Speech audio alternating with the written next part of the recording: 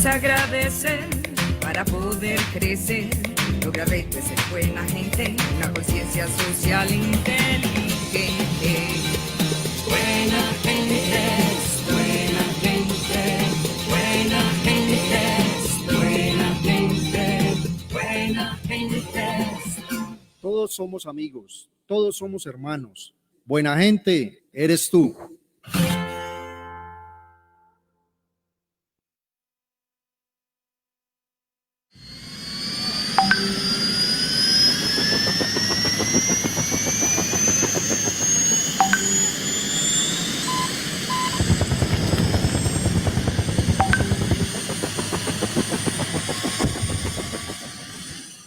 Un liderazgo y la efectividad se define como convenio, acuerdo o pacto. Pero para nosotros significa mucho más.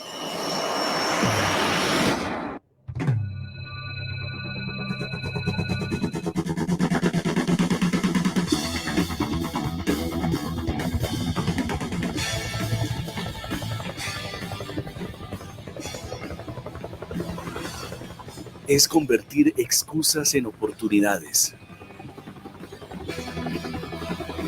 miedos en victorias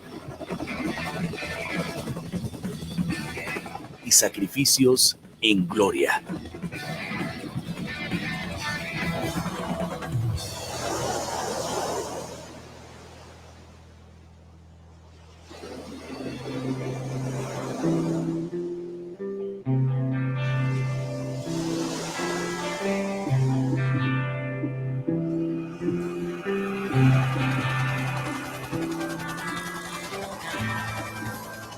Liderazgo y efectividad es ver una nave de metal como un artefacto de paz.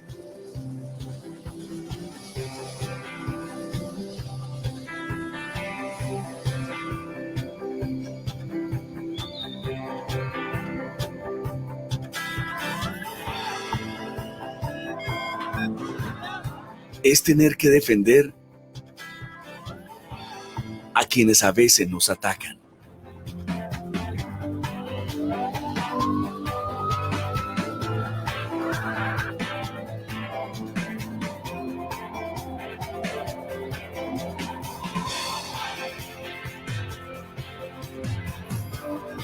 Liderazgo y efectividad es lograr que la ciencia y la fe jueguen del mismo lado.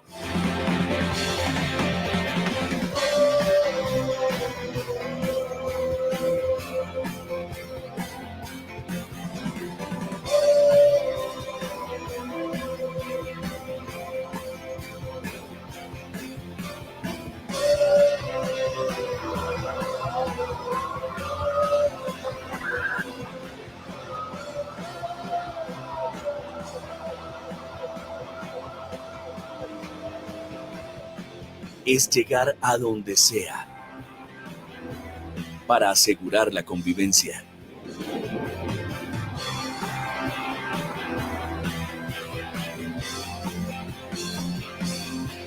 Es seguir ahí, pase lo que pase.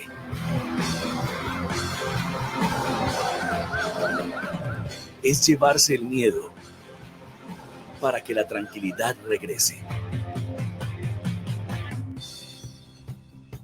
Es tener que perder a un colombiano para asegurar la vida de millones. Es aceptar un no, pero solo hacia el pesimismo.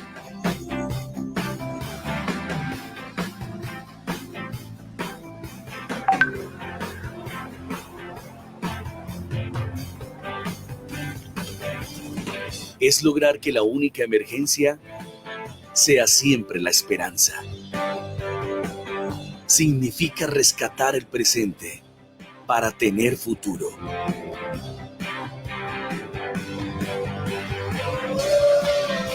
Porque ningún trabajo se sostiene como lo hace una vocación.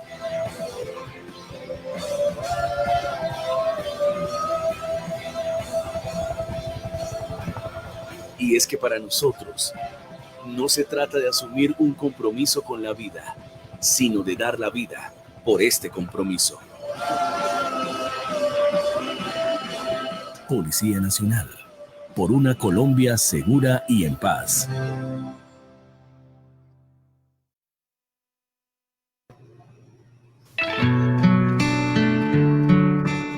Buenas noches. Hoy estamos en nuestra edición número 11 del Magazine de los Itagüiseños. En Itagüí somos buena gente. Una edición especial donde trataremos un tema muy importante, un tema de actualidad, un tema que viene tocando la sensibilidad de nuestro país. Y es nuestra Policía Nacional. A ellos, un saludo a toda la ciudadanía que se conecta en este momento con nosotros, invitarlos a que repliquen el link por donde se están conectando en este momento, porque cada día queremos ser más y cada día queremos que la voz de los itagüiseños, de los antioqueños y de los colombianos, por supuesto, sea escuchada en todos los rincones de nuestro territorio. Hoy, por supuesto, tenemos dos invitados de lujo, dos invitados maravillosos que van a acompañarnos en esta noche para hacer gala de un conocimiento y de una experiencia que ellos tienen. Le doy la bienvenida a nuestro senador Iván Marulanda Gómez y quiero hacer una pequeña presentación de su hoja de vida. Él es senador por el Partido Verde. En 1991 hizo parte de la Asamblea Nacional Constituyente. Fue senador entre 1986 y 1990, concejal de Medellín, alcalde de Pereira entre el 74 y el 75. Fue fundador del nuevo liberalismo junto a Luis Carlos Galán y a Rodrigo Lara. Fue embajador ante la Asamblea de la ONU, embajador ante la Agencia de Naciones Unidas. Fue candidato a la vicepresidencia. Hoy es senador del Partido Verde. Senador, buenas noches. Gracias por acompañarnos.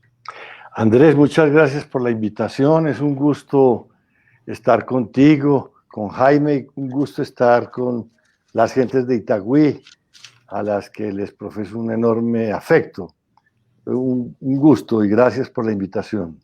Y tengo que abonarle y contarle a nuestros televidentes que usted, senador, está haciendo un esfuerzo para estar con nosotros. Usted en este momento tiene sesión en el momento del Congreso y ha sacado un espacio para regalárselo a nuestra gente. Le tengo que agradecer ese gran y bonito detalle y en nombre de los itagüiseños, muchas gracias, senador. Es un gusto, Andrés.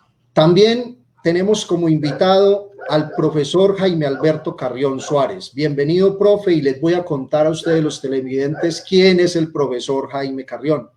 Es politólogo, magíster en administración, docente del Departamento de Ciencias Políticas de la Universidad Nacional, defensor de derechos humanos, ha sido subsecretario de Derechos Humanos en Medellín e investigador sociojurídico de la Personería de Medellín y la Fundación Forjando Futuros. Profesor Carrión, buenas noches.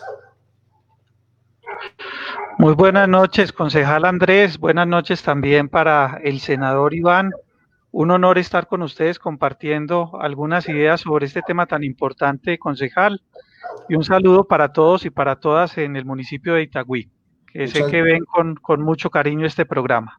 Muchas gracias, profe. Y yo les quiero contar a ustedes, nuestros invitados, qué es este magazine. Este es un espacio que nosotros decidimos crear, ya llevamos nuestra 11ª edición, para escuchar la voz de los habitantes del municipio. Aquí llegan videos de la gente diciéndonos que hay que tapar un hueco, que hay una lámpara fundida o que hay cualquier falla en su territorio. Y aquí le abrimos el espacio a toda la comunidad para escucharlo, sin distingo de clases o de colores políticos.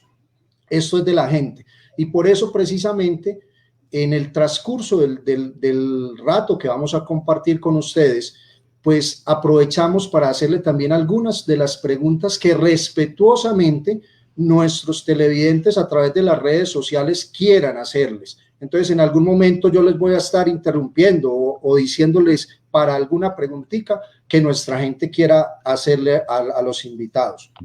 Nosotros desde el día domingo iniciamos una encuesta por redes sociales que marcaba preguntas como: ¿considera usted, cree que es necesaria una institución como la Policía Nacional?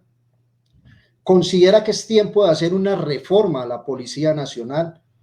¿Acude usted a la policía para encontrar solución a los conflictos menores? ¿Se siente inseguro si se entera que vive cerca un policía? Y la otra es que la policía está logrando su objetivo de seguridad y convivencia en el municipio. Son 5 o 6 preguntas claras y concretas que le hemos hecho a nuestra comunidad y que vamos a estarles compartiendo esos resultados a ustedes más adelante también y al final del programa en la generalidad. Para comenzar, yo quisiera que ustedes, porque yo quiero dividir y hemos decidido dividir el programa en 2 partes. Una parte donde vamos a mostrar, como ustedes pudieron ver, el intro de nuestra Policía Nacional. Un video bonito donde nos muestra la Policía Nacional qué es lo que viene desarrollando y el reconocimiento a la labor que ellos como institución desarrollan. Pero igualmente tiene que haber un punto que será la otra parte de nuestro programa de análisis de lo que viene ocurriendo al interior de la Policía Nacional y también darle lugar y cabida a unas posibles ideas de mejoramiento. Yo quisiera preguntarles a ustedes, nuestros invitados, ¿qué de bueno tiene nuestra policía? Acabamos de ver un video bonito, pero para ustedes, en su concepto, ¿qué es lo mejor que tiene la Policía Nacional? Bien, pues, senador, tranquilo. Ya. Bueno, con mucho gusto. Las instituciones colombianas, todas tienen cosas muy buenas. El ser humano colombiano, tenemos cosas muy buenas, pero tenemos también muchos problemas. En general, la humanidad tiene enormes problemas. Es decir, aquí no podemos pensar que hay algún lugar del mundo donde se haya logrado superar las violencias, las angustias sociales, las tensiones sociales, ni mucho menos, ni mucho menos. Entonces, siempre tenemos que vernos como una integralidad que está cambiando, que permanentemente tiene que ir mejorando. Ahora que mencionabas la Asamblea Constituyente, yo recuerdo que hubo una discusión muy interesante. En algún momento alguien propuso que pusiéramos un artículo diciendo que la Constitución no se podía cambiar en 10 años. Y hubo una discusión profunda sobre esto. Y por supuesto triunfó la tesis de que las instituciones van evolucionando, tienen que evolucionar, tienen que irse adaptando a los tiempos, tienen que ir resolviendo problemas que van surgiendo con el tiempo cuando se ve en qué fallan, en qué problemas tienen. Yo sí creo que toda la institucionalidad colombiana, toda está en revisión, toda, absolutamente toda, el Congreso, la justicia, por supuesto, el orden municipal, los temas fiscales, todo está permanentemente en crisis. Y entre todas esas instituciones, por supuesto, está la policía. La policía tiene cosas muy buenas, gente extraordinaria, pero tiene también defectos. Y eso no quiere decir nada distinto a que es una institución normal dentro de esa realidad de imperfección humana y que hay que mejorar muchas cosas. Están saliendo a flote problemas gravísimos, gravísimos. Eso que pasó en Bogotá no se puede ocultar, que es de una gravedad enorme. Pero al mismo tiempo uno podría también, como lo has hecho tú en tu video, pues mostrar aspectos nobles y bellos de la institución policial.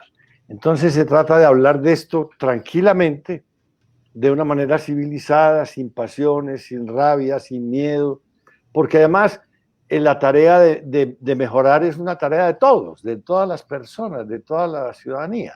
Este no es un problema de unos y que otros critican y los otros tienen que responder. No, no. Aquí estamos ante un país que tenemos que construir entre todos. Entonces me parece muy bueno hablar de lo que tenemos y de la policía en concreto.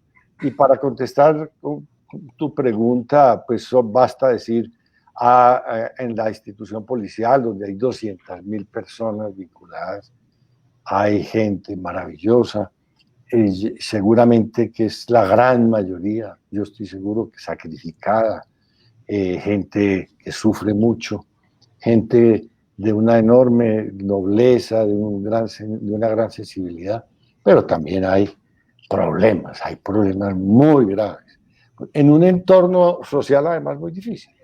Y entonces eso nos hace poner las alertas para ver qué es lo que hay que hacer con esa institución en un momento de crisis de la institución y del país. Profesor Carrión, ¿qué es lo mejor que tiene la Policía Nacional? Ese es un muy buen punto de partida, concejal Andrés, para esta de pronto conversación, porque uno cuando está, digamos, trabajando en el tema de derechos humanos se vuelve muy crítico del accionar de la fuerza pública. Más aún pues en una situación como la colombiana, que se mueve con dificultades tan grandes como el conflicto armado o como la amenaza pues de un crimen organizado tan instalado en nuestra sociedad, ¿cierto? Yo creo que hay dos elementos que me parece son muy valiosos en la policía. En primer lugar, es una policía con un alto grado de conocimiento sobre los temas de seguridad pública, de seguridad ciudadana, y lo es así porque es una policía que ha tenido que enfrentar durante su historia muchas dificultades en estas materias. Entonces yo creo que la policía colombiana tiene un conocimiento fundamental que incluso es reconocido en el mundo. Aquí viene constantemente personas de otros lugares para aprender de nuestros policías, y muchas veces nuestros policías más destacados han ido a otros lugares del mundo a entregar ese conocimiento, ¿cierto? Entonces es una policía con un alto nivel de conocimiento, y ellos mismos inclusive en ocasiones lo afirman, es una policía muy profesional en las tareas de vigilancia que le corresponden de seguridad ciudadana. Y el senador Iván ha mencionado un elemento en su intervención que es muy valioso, y es que esta es una policía con mucha sensibilidad social. Y yo lo digo de pronto desde la experiencia que he tenido en algunos momentos en mi trabajo en derechos humanos en materia de formación, ¿cierto? Cuando he tenido que formar a la policía, un curso con la Policía Nacional es un curso donde la gente pregunta, donde la gente todo el tiempo está cuestionando, y donde se nota que hay un alto grado de sensibilidad social. Y yo creo que eso es así porque la Policía Nacional es la institución más cercana a la ciudadanía, ¿cierto? Finalmente, el número de hombres y mujeres que la integran es tan numeroso que yo me atrevería a decir que con dificultad alguna otra institución está tan cerca. Puede ser que el ejército sea incluso más numeroso, pero la presencia de la policía en los territorios y en los lugares donde tiene vida la cotidianidad de las personas es muy notoria. Entonces, me parece que tiene mucho conocimiento y es una institución con alto grado de sentido social, de sensibilidad social.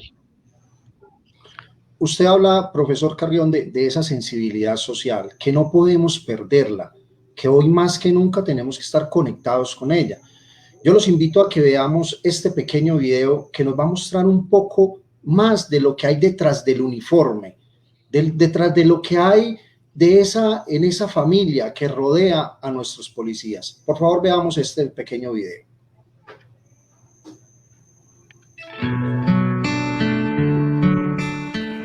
La vida de un policía es muy difícil porque tiene que sacrificar muchos momentos familiares, muchos momentos especiales, muchas fechas. Es una vida que usted sabe que sale vivo de su casa, pero no sabe si llega con vida o si de pronto llaman a sus familiares y les dan una mala noticia, porque usted sale a arriesgar la vida, el policía sale a arriesgar la vida propia por la de los demás. Sale muchas veces con problemas de su casa por ir a solucionar problemas ajenos, problemas que no son ni de uno. Para ser policía se necesita vocación, se necesita corazón, se necesita pasión, se necesita entrega. Cualquier persona no tiene la vocación de ser policía porque todos no tenemos la facilidad de sacrificar el amor por una familia al amor por la institución. Mi nombre es Lady Macías, soy esposa de un miembro de la Policía Nacional y esta noche quiero enviarles un mensaje de solidaridad a todos los policías de Colombia y a sus familias. Queremos recordarles que no están solos, que tienen todo nuestro apoyo. El hecho de que 2 policías cometieron un error en la ciudad de Bogotá, no podemos generalizar a toda una institución y salir a marchar de esa forma tan violenta como lo han hecho en estos últimos días. Recordemos que debajo de ese uniforme hay seres humanos que tienen familias, que los esperamos cada noche, que lleguen sanos y salvos a sus hogares. Muchas gracias y feliz noche. Soy Tatiana Vázquez, esposa de un miembro de las Fuerzas Militares de Colombia. Quiero enviar un saludo a los integrantes de la Policía Nacional y sus familias que atraviesan una difícil situación. También quiero expresar mi voz de apoyo, ya que por algunos malos procedimientos no tenemos el derecho de juzgarlos, de estigmatizar, ni atentar contra la integridad física de ellos mismos. Espero que el gobierno nacional solucione los problemas de fondo que hay para el bien de la fuerza pública y la sociedad civil. Muchas gracias.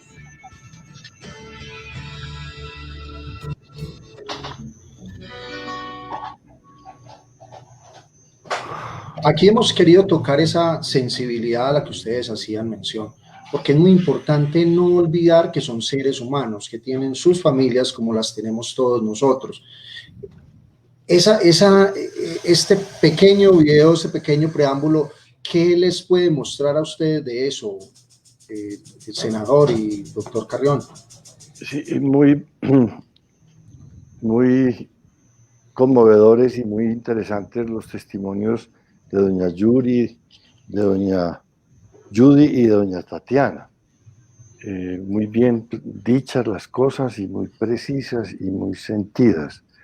Y yo me solidarizo con todas esas expresiones. Voy a tomar algunas de ellas. Lo que decía doña Tatiana es muy importante. Y es que hay un contexto social muy difícil por la pandemia y por situaciones estructurales viejas de pobreza, de injusticia, de desempleo, etc. Todo eso gravita sobre el tema de orden público, sobre el tema de seguridad y, por supuesto, sobre el tema de la institución de la policía. Entonces, no es un problema que haya que focalizar independientemente del contexto. Aquí tenemos que asumir una responsabilidad muy grande todos para decir, bueno, hay que resolver unos problemas muy grandes que nos están conduciendo a otros problemas ya muy críticos. Por ejemplo, el desempleo, el hambre que ha generado la situación de la pandemia. Nosotros le hemos dicho al gobierno, hay que atender esta situación de hambruna, de indefensión, de desempleo del país. Tenemos el mayor desempleo del mundo.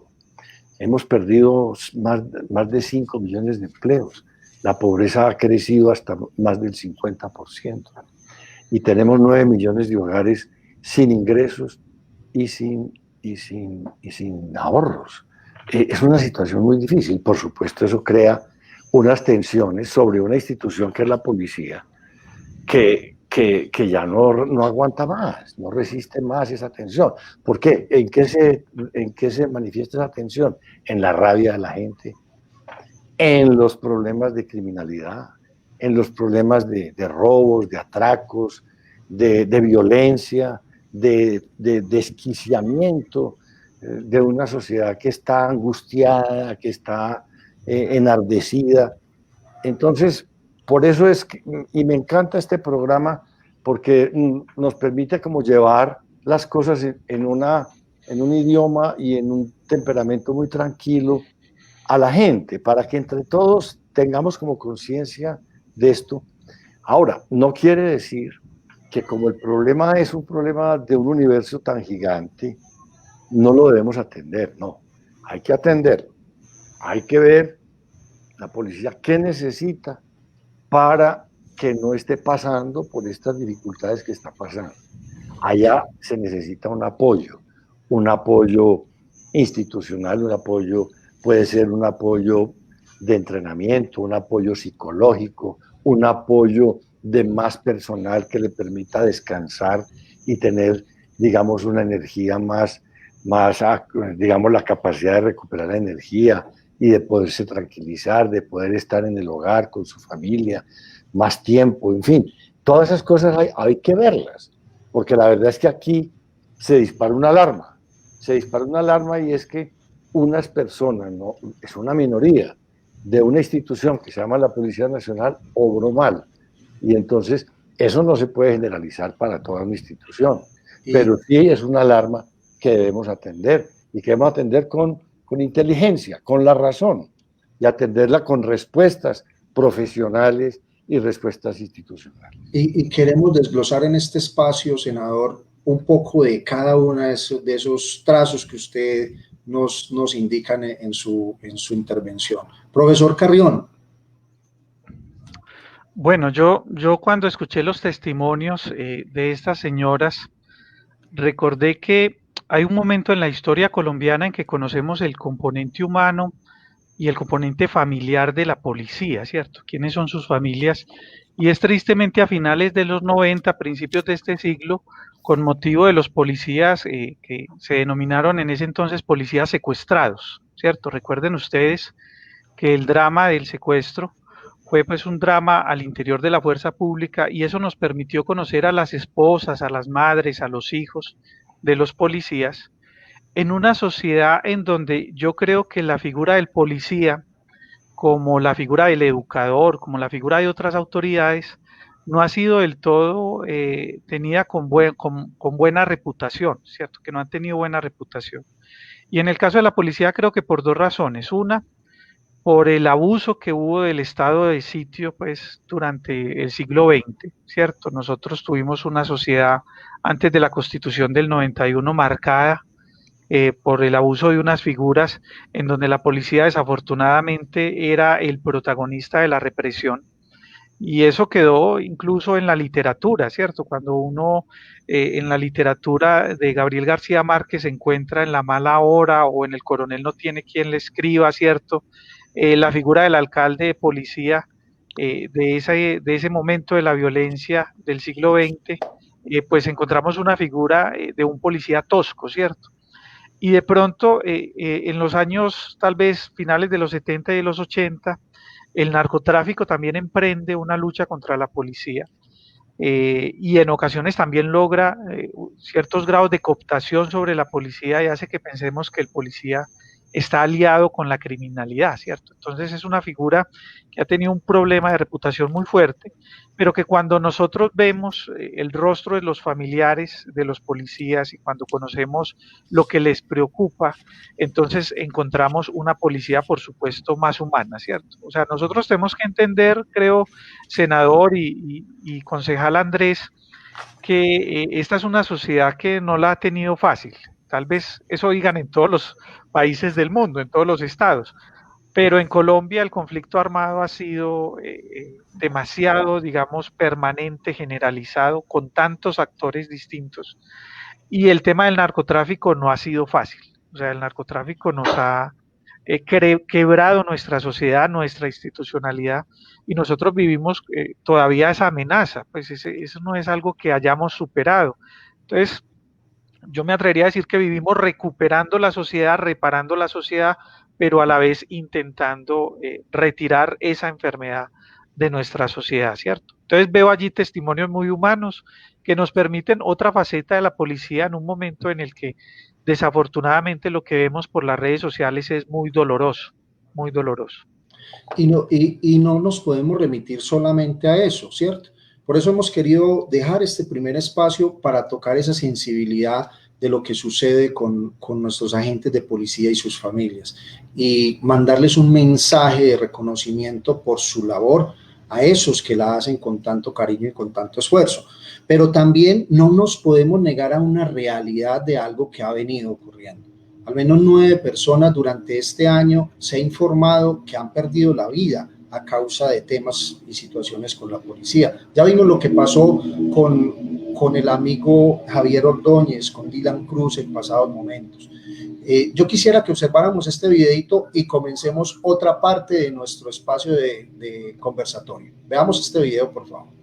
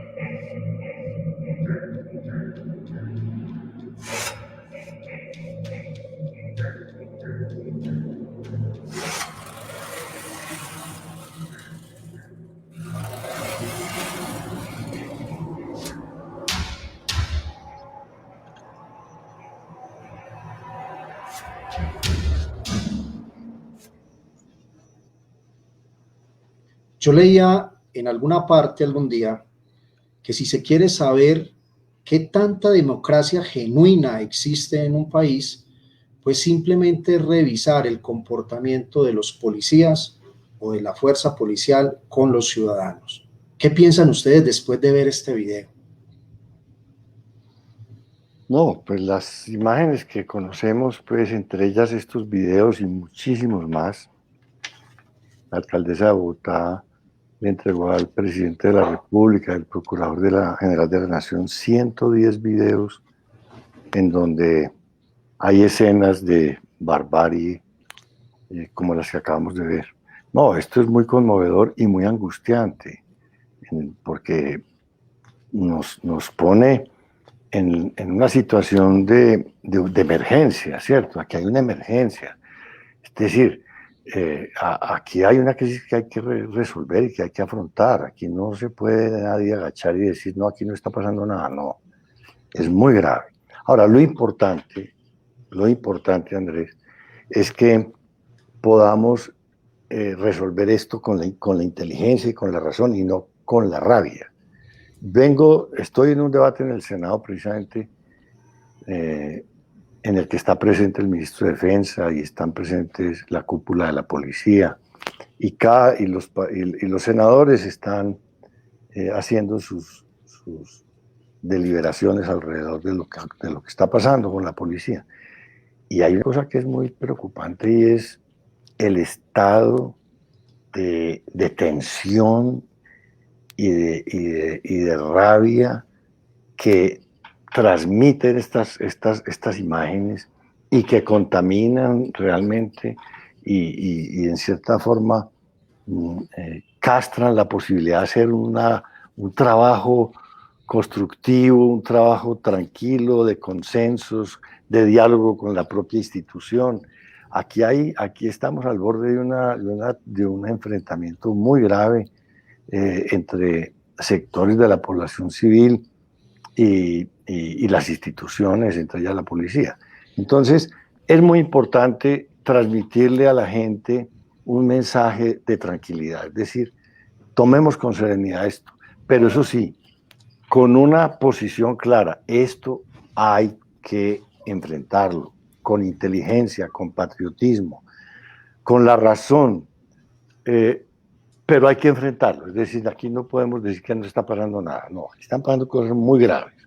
Entonces, construir un ambiente de patriotismo en el que sintamos todos que tenemos un problema, porque esta institución es de todos, esta institución no es de la policía, esta institución no es del gobierno, esta institución no es del Estado, esta institución es de la ciudadanía, este país es de la ciudadanía y todos somos ciudadanos, entre todos tenemos que ver cómo organizamos un sector de nuestra vida que es vital. Ustedes lo decían ahora, Jaime lo decía ahora, y tú también, Andrés, es el primer eslabón con el que el ciudadano se encuentra con el Estado, es el policía, es el primer encuentro con el Estado es con el policía, y ese encuentro no puede ser de miedo, ni ese encuentro puede ser de rabia, ni ese encuentro puede ser mucho menos para matarse, que es en las condiciones en las que estamos. Entonces, afrontar esta situación con responsabilidad, con calma, pero con urgencia y con espíritu constructivo. Hay que resolver este problema y resolverlo entre todos porque es de todos. ¿Usted qué opina, profesor Carrión? Aquí hay un amigo que por las redes sociales transmite un mensaje y quiero que usted lo analice. Freddy Restrepo Rodríguez, a quien le doy las gracias por estar con nosotros, nos dice: esa era la respuesta que debía haber dado el gobierno nacional ante la intervención del senador. Pienso que esto se desbordó porque pensaron que este caso pasaría de agache y la gente espera más de los gobernantes. Estamos en un país sin líderes. ¿Qué piensa de eso, profesor Carrión? Bueno, yo tengo un acuerdo con Freddy, a quien saludo y a quien agradezco por esta intervención, y es que tal vez es cierto que se piense que este era un hecho que podía pasar de agache, porque, como usted también lo ha mencionado, Andrés, son muchos los casos de esta misma naturaleza que se han presentado. Hablemos de los dos tipos de casos, digamos, los abusos policiales con personas que están pues en una situación de indefensión, que es el caso de Javier Ordóñez, y los abusos policiales dentro del control de multitudes, la recuperación del orden público a propósito de azonadas o a propósito de disturbios, ¿cierto? Y pues de pronto quien ha estado cerca del tema de derechos humanos sabe que estos casos son muy numerosos y que desafortunadamente no han sido suficientemente bien abordados ni por la autoridad judicial ni por las entidades que tienen a su cargo la función disciplinaria, ¿cierto? Yo inclusive una de las críticas que he manifestado pues en los últimos días es respecto del trabajo que desarrollan las oficinas de control interno dentro de la policía, que muchas veces estas oficinas conocen de estos casos de violaciones a los derechos humanos y tratan de que estos casos sean de alguna forma conciliados entre los policiales y los ciudadanos quejosos, los ciudadanos afectados. Yo creo que en estos casos de violaciones a los derechos humanos es necesario que este procedimiento, digamos, de trámite de una queja y este procedimiento no sea hecho por la policía, sea hecho principalmente por el Ministerio Público, por la Procuraduría General de la Nación, que a quien le corresponde pues como esa tarea y que es por supuesto un organismo de control, un órgano por fuera de la policía. Y también es necesario que si se trata de una presunta violación a los derechos humanos, que en su mayoría las violaciones a los derechos humanos casi siempre son delitos, lo conozcan las autoridades judiciales, ¿cierto? Porque no son casos que puedan conocer por dentro la fuerza pública, ni mucho menos conciliar. Si esto se concilia, si un policía le pega un golpe a otra persona y puede con 2 millones de pesos resolver la situación en una oficina de control interno, pues hombre, esto va dejando instalado en las instituciones la creencia de que estos casos no son tan graves y de que se pueden tolerar, como dice Freddy en su intervención, de que se puede pasar de agache, y resulta que ya no damos de pronto más en Colombia frente a estas situaciones. Es decir, hay un momento también en que las instituciones rompen la confianza y recuperar ese tejido social es una tarea difícil, ¿cierto? Es una tarea difícil. Yo creo que él tiene en parte razón con eso que afirma. Senador, yo le hago una pregunta, porque también hay que analizar las condiciones en que están nuestros policías en tema salarial, en tema de horarios, en tema de posibles ascensos. Incluso se comenta mucho de maltrato verbal y psicológico por parte de superiores a los subordinados. Todo ese tema, ¿cómo se puede afrontar, senador? Y si pues posiblemente se piense en las soluciones que vengan de parte del gobierno. Claro, es que el tema es muy grueso y muy amplio. Yo creo, por ejemplo, que la policía tiene que hacerse una autocrítica. Los propios policías deben exigir una autocrítica. ¿Por qué? Pues porque esa parte que está dañada de la policía, que está cometiendo estas ordalías y estos actos de violencia y estos crímenes, son crímenes, y son crímenes de Estado, en la medida en que son hechos por agentes de Estado, con armas del Estado.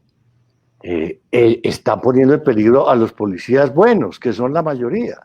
¿Por qué? Pues porque se contagia un miedo y se contagia una rabia contra toda la institución. Entonces, una autocrítica es fundamental.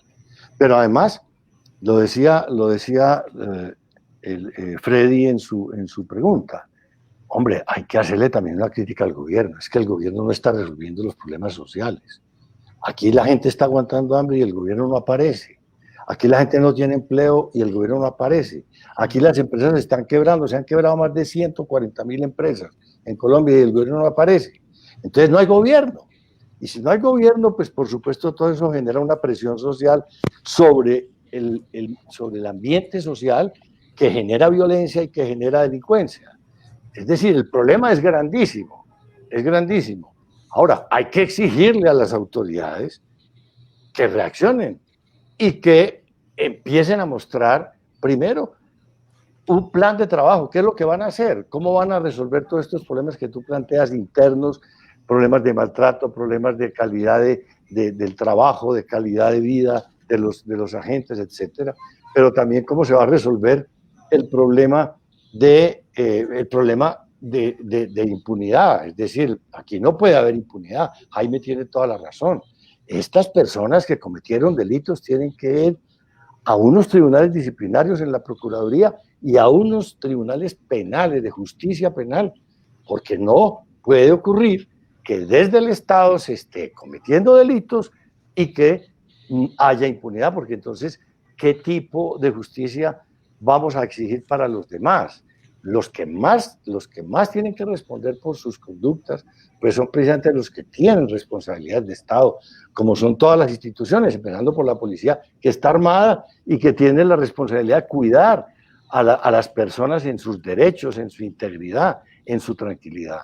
Entonces, el problema es grande y lo importante es que la sociedad diga, bueno, ¿cómo vamos a resolver esto? ¿Dónde están las respuestas? Las respuestas de la policía, las respuestas de la Procuraduría, las respuestas de la Fiscalía y las respuestas del gobierno y, por supuesto, las respuestas del Congreso, que tiene que hacer unos cambios en toda la ley y en toda la legalidad que rige la institución de policía, que hay que revisar. En la encuesta que les comentaba al comienzo, que venimos realizando con nuestra comunidad, por acá me pasan algunos daticos para que lo vayamos conociendo. ¿Considera que es tiempo de hacer una reforma a la Policía Nacional? El 75% dice que sí, el 25% restante dice que no. ¿Acude usted a la policía para encontrar solución a los conflictos menores? Sí, el 60%, no el 40%. ¿Se siente inseguro si se entera que vive cerca un policía? Un 21% dice que sí, un 79% dice que no. ¿Cree que la policía está logrando su objetivo de seguridad y convivencia en el municipio de Itagüí? El 35% dice que sí y el 65% dice que no. Profesor Carrión, ¿existe una cultura o podría existir una cultura de resistencia y rechazo a los derechos humanos al interior de la institución? Hombre, esa es una pregunta que la respuesta es dolorosa, concejal Andrés y senador Iván y la audiencia, y yo tengo que contestarla afirmativamente. Yo soy de quienes considera que al interior de la fuerza pública, no solo de la policía, tal vez con mayor de pronto importancia en la policía y en el ejército, pero me parece que al interior de la fuerza pública sí hay una resistencia al discurso de los derechos humanos. De hecho, yo pues en mi labor como trabajador en la personería de Medellín muchas veces sentí que los policías pensaban que nosotros éramos un estorbo, ¿cierto? En el tema de derechos humanos, porque ellos incluso lo verbalizaban. Ah, ya llegó derechos humanos, no, mejor dicho, ahora sí apague y vámonos, ¿cierto? Esto se fregó.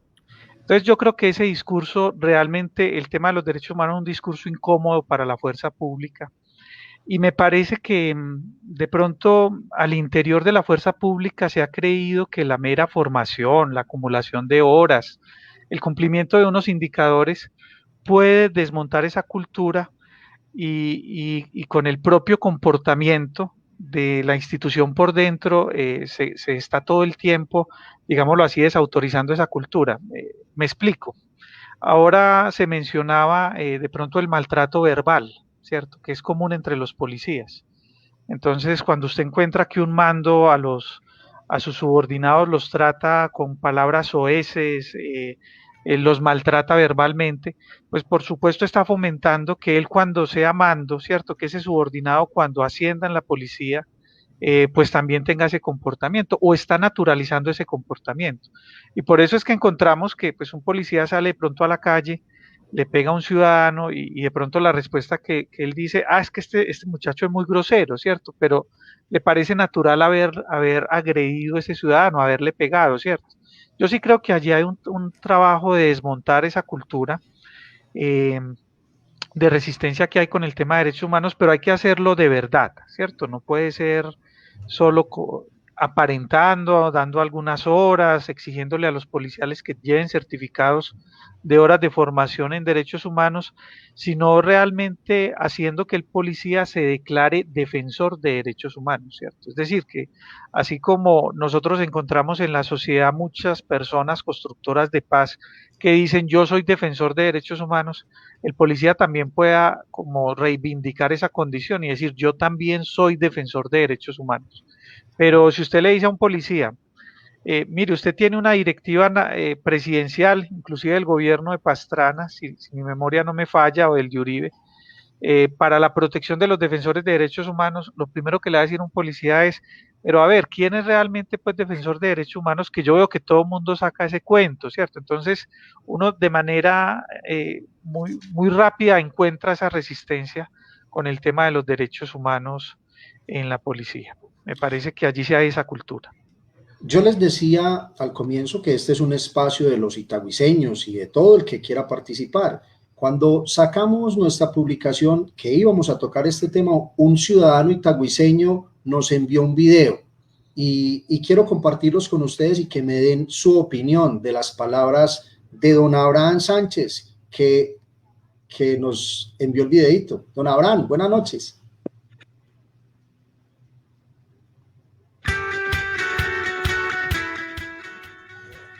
Yo tengo un concepto muy claro acerca de la difamación y los señalamientos que tiene la autoridad representada en la Policía Nacional.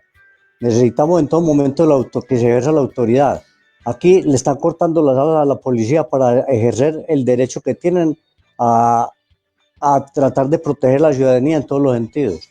O sea, es absolutamente necesario que la autoridad policial exista, porque aparte de los señalamientos no tiene nada que ver con la realidad. Son seres humanos como todos, normales, con familia, con de todo, y tienen la misma falencia que tenemos todos. Ahora, no puede ser que a una entidad con 170.000 unidades la representen 3 individuos que por X o Y motivo toman una determinación adversa en contra de los derechos humanos y no se puede hacer el señalamiento a toda una entidad.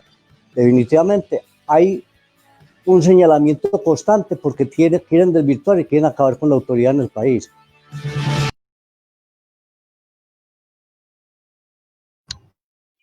¿Cuál es la opinión de ustedes sobre este video que el señor amablemente nos envió?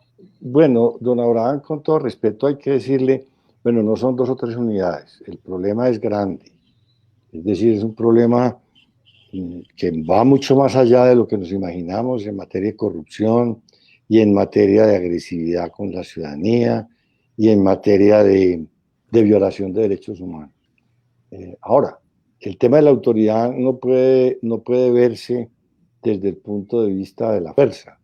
La autoridad se ejerce desde una condición ética, desde una condición ejemplar y, por supuesto, desde un proceso que tiene que hacer esta sociedad de educación, de culturización, por ejemplo, en materia de derechos humanos. Aquí hay una ignorancia no solamente en la policía y en el ejército, sino en general en la sociedad sobre lo que significan los derechos humanos como instrumento ético de civilización y civilizador de los pueblos y de la especie humana. Es que la especie humana es muy violenta, es salvaje, es bárbara. La especie humana lleva milenios de guerra en guerra y de incendio en incendio, y esto no es una situación solamente colombiana. Colombia es un país especialmente violento. Ahora, la autoridad, y sobre todo la autoridad de la policía, no tiene que entenderse desde el garrote, no tiene que entenderse desde la fuerza, desde la bala. La autoridad de la policía es una autoridad noble, es una autoridad de ayuda, es una autoridad de solidaridad con la sociedad y de respeto y de ejemplo, Ahora, para llegar allá hay que hacer un trabajo muy grande, hay un trabajo muy grande. Ahora, hay que reconocer que no son 3 individuos, don Abraham. Mire, la semana pasada mataron 14 ciudadanas y ciudadanos en Bogotá, 14, la policía, 14 muertos, eso es una tragedia, Y en el país, todos los informes que nos llegan al Congreso son muy dramáticos, de corrupción, de sectores de la policía aliados con el narcotráfico, aliados con organizaciones criminales, hay un problema de corrupción. Entonces, no podemos tapar el sol con las manos, hay que aceptar las realidades, si no, no las podemos resolver. Nosotros no podemos resolver una realidad que desconocemos, que ignoramos o que rechazamos, no. Tenemos un problema todos los colombianos, no solamente la policía, todos los colombianos, que se refleja en esas expresiones de deterioro y de degradación de la Policía Nacional y de las instituciones, porque la verdad es que aquí tenemos un problema de corrupción y un problema de deterioro de las instituciones impresionante, de la justicia, del gobierno, del Ejecutivo. Ya les decía, se nos está la gente muriendo de hambre y aquí no hay nadie que responda. Si el Estado es para eso, el Estado es de la gente, es para la gente. El presidente de la República, los senadores, los representantes somos empleados de la gente y tenemos que trabajar para la gente. Nos paga la gente, nos nombra la gente en las elecciones. Tenemos que trabajar para la gente y eso no está pasando así. Entonces, aquí hay que actuar y hay que actuar con eficiencia y con fortaleza y con determinación. Hoy es que los políticos tienen que aparecer o tenemos que aparecer, senador. Una pregunta, profesor Carrión, clarita. ¿El ESMAD debe desaparecer? Yo creo que sí. Yo creo que el Escuadrón Móvil Antidisturbios ha llegado a su, digamos, a su ciclo de vida, ya llegó al máximo de apogeo y ya lo que viene es la decadencia. Algo similar ocurrió en el pasado con el DAS, por ejemplo, o ocurrió en el pasado con los departamentos de orden ciudadano, ¿cierto? Pero el SMAT, como fue concebido para atender las multitudes, priorizando el entrenamiento militar, el entrenamiento de pronto de choque, el control de las multitudes más para la dispersión y no priorizando el ejercicio de diálogo. Entonces, desafortunadamente, la capacidad que tiene cualquier mando del SMAT, normalmente quienes atienden multitudes están en la oficialidad como capitanes mayores, de negociación frente a los manifestantes es mínima, ¿cierto?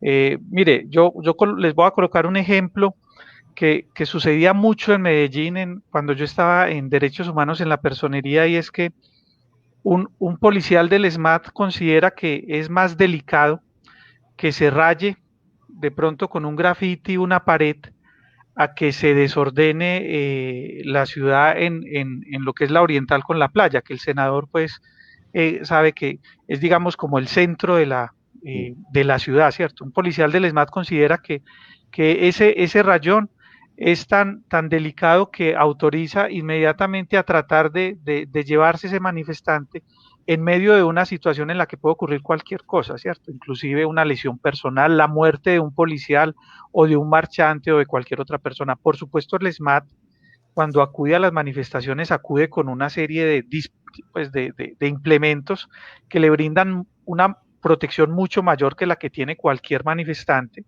o cualquier persona en el centro de la ciudad.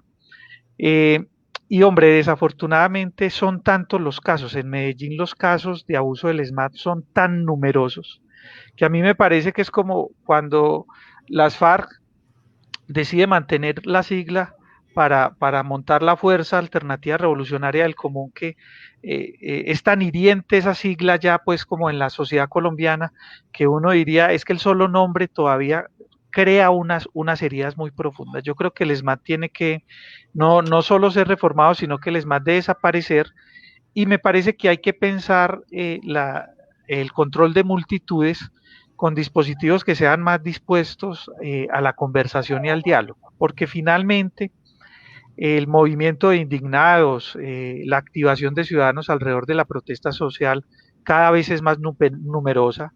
En Medellín, pues, no es que solamente tengamos la marcha del 1 de mayo. En las ciudades capitales hay marchas todos los meses, y en algunos meses hay 5, 6, 7 marchas. Y a veces la policía tiene, o a veces no, la policía normalmente es la que presta en estas ciudades capitales toda la atención, por ejemplo, del estadio, ¿cierto? Que son multitudes.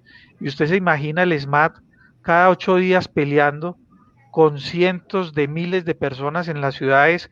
¿Qué reputación va a tener entre la gente? Es que yo creo que la gente pues ve a una persona del ESMAD y lo primero que piensa es, bueno, a quién habrá golpeado, quién sabe cuántos ha dejado heridos, ¿cierto? Yo sí creo que allí ya hay un deterioro que no tiene reversa, ¿cierto? Para ir terminando, perdón, senador. No. Tranquilo, Andrés, sí. Para ir terminando, hay un televidente que nos ha compartido varias preguntas durante la noche, Miguel Ángel Santos, a quien saludo, y quiero trasladársela a usted, senador. ¿Cuál es la responsabilidad de las alcaldías y consejos ante el servicio de policía? Y yo quisiera anexarle a eso algo, senador, pues hay una idea y que ha surgido y se ha escuchado en estos días, y es de entregar la administración de la policía a gobernaciones y alcaldías. ¿Cuál es su opinión sobre todo eso? Y darle la respuesta a nuestro televidente, por favor. Sí, primero decir que yo estoy totalmente de acuerdo con Jaime en su respuesta sobre el ESMAD. Me parece una respuesta brillante. Gracias, senador Pimiento, de usted. El tema de las alcaldías y de las gobernaciones debe ser un tema fundamental en la reflexión. ¿Cómo es esa relación? Esa relación no es una relación sincera. La verdad, la policía siente que su autoridad está en Bogotá, tanto la civil como la propiamente institucional. Y entonces, digamos que hay una farsa institucional que no permite una relación diáfana de autoridad entre el alcalde y sus policías, y de la gobernación y los policías del departamento. Entonces, hay que sincerar esa relación no es sincera. Ahora, se está hablando de la posibilidad de hace muchos años, de entregarle la policía a las autoridades locales y a las municipalidades fundamentalmente. Eso es una utopía en Colombia, entonces yo no hablaría de eso porque eso es imposible. Eso es imposible en Colombia, presupuestalmente es imposible y políticamente es imposible, o sea, no perdamos tiempo hablando de eso. De lo que sí hay que hablar es del paso de la policía al Ministerio del Interior. Y yo creo que para allá vamos, que también es una discusión muy antigua, en la propia Asamblea Constituyente se dio y se viene dando hace muchos años. Desafortunadamente ese paso no ha podido darse, pero ese paso lo necesita la policía, y ese paso lo necesita el Estado, y ese paso lo necesita la sociedad, porque es la manera como se cambia la mentalidad y la visión filosófica y cultural de la policía para que aterrice en su vocación fundamental y primigenia, que es ser aliada de la ciudadanía, y no enemiga, y no una fuerza de choque, y no una fuerza de violencia, sino una fuerza de solidaridad. Yo, Andrés, después de que la próxima respuesta del doctor sí, Jaime, señor, pediría permiso porque tengo que ir. Senador, al contrario, yo estoy muy agradecido, todos los itagüiseños estamos muy agradecidos con su generosidad en el tiempo. Un honor. Ya vamos a terminar, solamente le tengo una última para que usted me dé su opinión, porque hoy salió la creación en la alcaldía de Medellín de la Secretaría de la No Violencia. Sería importante y sería una idea para replicar en el país una situación como esa, senador. A mí me gustaría escuchar la respuesta de Jaime, que conoce más la administración municipal actual. Yo fui concejal y presidente del Consejo de Medellín, pero por ahí en los 80s. No sé, Jaime, me encantaría, y después de Jaime, con gusto, Andrés, te doy mi opinión. Sí, señor. Profesor Jaime. Esa es una decisión del alcalde de Medellín y del consejo, ¿cierto? Porque finalmente el consejo entregó unas facultades para hacer esta modernización administrativa que es de muy buen recibo. Medellín por allá en los años 90 tuvo muchas experiencias de trabajo por la paz en los territorios, inclusive procesos de paz que se firmaron en las comunas de Medellín. Algunos de ellos no tan exitosos realmente porque murieron muchos de sus excombatientes. Pero digamos que en la ciudad sí había una experiencia de intentar construir la paz en los territorios y había incluso una oficina de paz y convivencia que posibilitó muchos ejercicios de construcción de paz en la ciudad, ¿cierto? Ahora, esta es una secretaría que se ha llamado de la no violencia y yo creo que se enmarca pues en toda la filosofía de la no violencia activa de Mahatma Gandhi, de pronto de Martin Luther King y otros líderes, inclusive de Guillermo Gaviria y Gilberto Echeverri en Antioquia, que han hecho apuestas pues por el tema de la no violencia, Aníbal Gaviria también.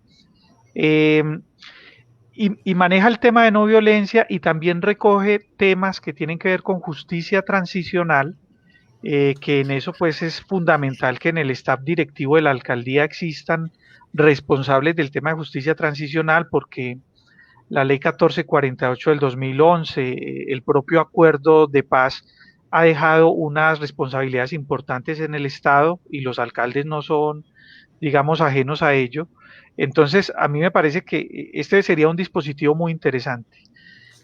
Yo creo que hoy la ciudad está de nuevo preparada para que hablemos de buscar alternativas de paz que nos permitan sacar a los jóvenes de la violencia, ¿cierto? Eso es muy difícil decirlo hoy, ¿cierto? Yo sé que inclusive el senador Iván sabrá las dificultades que desde el punto de vista también legal y constitucional tiene eso, ¿cierto? Requiere unas reformas importantes, pero me parece que la espiral pues de la violencia en la que estamos en la ciudad de Medellín exige que el alcalde comience a pensar con mucha seriedad cómo puede construir escenarios de paz. Y en Medellín hay experiencias en la sociedad civil, la propia Iglesia Católica ha jugado un papel importante en el pasado en ese tema, entonces tiene experiencias y desafortunadamente tenemos muchos jóvenes en la violencia que exigen que desde la administración hayan alternativas de ese tipo, ¿cierto? O sea, la alcaldía de Medellín con Aníbal Gaviria encontró yo creo que una dependencia muy interesante que es la Secretaría de Seguridad. Y creo que con Daniel encuentra un componente que es fundamental complementario para esa Secretaría de Seguridad, que es buscar escenarios de paz, y hacia allá es donde yo creo que de pronto va a abrir como el escenario esta Secretaría de la No Violencia, que por quienes defendemos los derechos humanos es de muy buen recibo. Yo te doy mi respuesta, Andrés. Señor. En 2 platos. Si yo fuera el alcalde de Medellín, respeto la iniciativa y respeto, por supuesto, toda la argumentación de Jaime, que es muy respetable.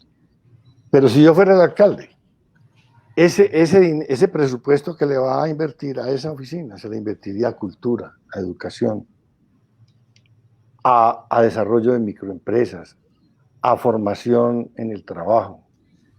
Ahí me parece a mí que sería mucho más constructiva en materia de paz y de convivencia que en una oficina para la no violencia, porque es que entonces terminamos metidos siempre en el mismo tema y analizando los factores de la violencia y los elementos de la violencia y las razones. No. Yo creo que hay que ir al grano. A los jóvenes hay que darles oportunidades de deporte, de cultura, de arte, de educación para el trabajo y de empleo. Y yo a eso le metería toda esa plata y otra más. Hombre, senador, y eso es lo que engrandece este espacio, que les agradezco enormemente en nombre de los itagüiseños que ustedes hayan aceptado estar con nosotros, enseñarnos tanto como nos han enseñado esta noche. Hemos querido recorrer todos los puntos más sensibles, como hablábamos, porque es una palabra de moda hoy. más sensibles de lo que ha sido la familia, el agente de policía, lo que vive en su interior, el ponerse el uniforme, la situación que se vive al interior, una posible reforma, lo que ustedes vienen trabajando desde el gobierno nacional también, senador, desde el Senado, que esperamos que nos den respuestas y esperamos que exijan la respuesta al gobierno nacional prontamente. Son todas esas situaciones que hoy tienen en vilo a nuestra comunidad, a nuestra ciudadanía. Así que quisiera, para terminar, que ustedes le den el último mensaje a nuestra ciudadanía itagüiseña. Bueno, Andrés, primero a ti, muchas gracias por invitarme a tu programa estupendo, te felicito. A Jaime, muchas gracias por compartir este diálogo, permitirme dialogar con él y escucharle sus argumentos. A todas las personas que nos están escuchando, gracias, muchas gracias por la hospitalidad, por escucharnos y por reflexionar sobre todo lo que hemos dicho aquí, que no es la verdad revelada, sino que son puntos de vista, pero ustedes tendrán sus propias verdades. Lo importante es que conversen, que dialoguemos, que construyamos y que asumamos que la solución de este país nos pertenece a todos y no a unos pocos. Nadie nos va a resolver los problemas de Colombia, los tenemos que resolver entre todos, como ciudadanos, como colombianos, como hermanos y como hermanas. Muchas gracias, un abrazo, quiero mucho a Itagüí, he trabajado allá, he tenido mucha gente amiga. Para todas y todos, un abrazo muy afectuoso y cálido. Gracias, Jaime, y gracias, Andrés. No se le olvide, senador, que usted también es buena gente y por acá lo esperamos con los brazos abiertos. Gracias, señor, muy amable. Gracias por la invitación. Profesor Jaime Carrión, un último mensaje para nuestros televidentes. Concejal, pues mucho agradecimiento con ustedes por el honor de estar acá en esta mesa, por aprender tanto de usted como del senador Iván, que es un hombre que nos tiene tanto para aportarnos pues en la sociedad colombiana. Yo inclusive pensaba decirle que en el Partido Liberal al senador lo extrañamos mucho, ¿cierto? Porque es un hombre que pone un acento muy importante en términos de las ideas y hacia dónde debe ir esta sociedad. Igual, valorar este espacio de reflexión, decirle a la gente que no vetemos estos temas, no creamos que de esto no podemos hablar, no, por el contrario, hay que hablar sobre este tema, hay que intentar comprenderlo y sobre todo hay que ser muy constructivos, ¿cierto? Que podamos nosotros ayudar a que nuestras instituciones mejoren para que precisamente cumplan con las actividades y las funciones que ellas tienen, ¿cierto? Ese es un deber de todos. El senador nos dijo algo muy interesante, creo yo, esta noche, Andrés, y es que la Policía Nacional no es de unos cuantos, la Policía Nacional es de la sociedad colombiana. Entonces nosotros tenemos que, pues no solo pensarnos la Policía Nacional, sino ayudarla a construir, y qué buena pues esta oportunidad que se está presentando en el país para que lo hagamos, ¿cierto? Para que no esperemos más y corrijamos aquello que deba corregirse. Profesor, pues el senador engalanó nuestra noche y la presencia de él y su experiencia pues enmarca aprender mucho, pero tengo que agradecerle profundamente su disposición siempre para estar acá con nosotros y todo lo que usted tiene por enseñarnos, porque es bastante lo que usted tiene en su corazón y en su conocimiento para darle a toda nuestra Antioquia querida. Así que muchas gracias, profesor Carrión, por estar con nosotros y espero que no sea la última vez que nos acompañe. Dios mediante, por aquí estaré acompañándolos en otras ocasiones, concejal. Gracias por la invitación y saludos a todos y a todas en Itagüí. Gracias, profesor. A todos ustedes, pues hoy nos queda un mensaje muy claro que nuestros invitados nos han trasladado. El de no personalizar, el de más bien personalizar y no institucionalizar, el del diálogo, el de estar conectados en un momento de reflexión clara y profunda de lo que viene ocurriendo al interior de la institución, queridísima por todos los colombianos y respetada por todos. Así que estos temas, muchos más, serán los que vamos a seguir tratando en nuestro magazine cada 8 días. Recuerden, los martes, desde las 8 de la noche, traeremos temas de todo su interés, que esperamos que en el transcurso de la semana ustedes los sigan viendo y sigan compartiendo este espacio de aprendizaje para todos, pero que es la voz de ustedes y que en un tema tan importante nacional, queríamos que ustedes escucharan a estos grandes invitados. Recuerden seguirnos por las redes sociales. Bueno, primero les voy a contar y les recuerdo que mañana tendremos el Santo Rosario. Desde las 7:30 de la noche estaremos en oración, tanto que nos hace falta la oración en este momento en familia. Los invitamos a que nos acompañen mañana a través de nuestra fanpage de Buena Gente Itagüí. Y recordarles que nos sigan por las redes sociales a través de Facebook, en nuestra página Buena Gente Itagüí, a través del Twitter, póngamelo por acá, a través de YouTube, Buena Gente Itagüí, y a través del Twitter, Itagüí Buena Gente, sin la E al final. Vamos cerrando, les agradezco mucho que hayan estado con nosotros y recuerden, envíenos sus videos, compártanos las inquietudes de nuestro municipio y aquí seguramente la vamos a transmitir. Muchas gracias, un gran abrazo, cuídense bastante y recuerden que ustedes son buena gente. Es agradecer para poder crecer, lograrle ser buena gente, una conciencia social inteligente. Buena gente, buena gente, buena gente, buena gente, buena gente. Todos somos amigos, todos somos hermanos. Buena gente, eres tú.